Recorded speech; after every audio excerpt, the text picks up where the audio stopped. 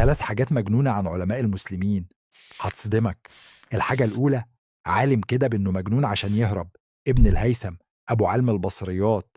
الخليفة أمره يحكم السيطرة على النيل، لما معرفش عمل إيه؟ ادعى الجنون، فضل محبوس سنين، وفيها كتب أعظم كتبه اللي غيرت علم البصريات. الحاجة التانية، أول محاولة طيران في التاريخ. مين قال الأخوين رايت بس؟ عباس بن فرناس في القرن التاسع عمل جناحين وطار بيهم، لف مسافة كبيرة في السماء في الأندلس، بس وقع في الآخر. متخيل؟ واحد يحاول يطير قبل الطيارات ب1000 سنة. الحاجة التالتة، كان عندهم روبوتات بتلعب مزيكا. قبل الروبوتات اللي بتشوفها في الأفلام دي كان فيه الجزري.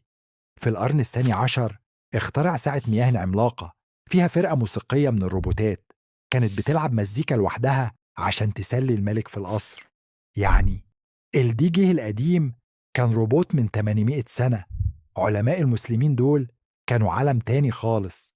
اعمل لايك واشترك في القناة.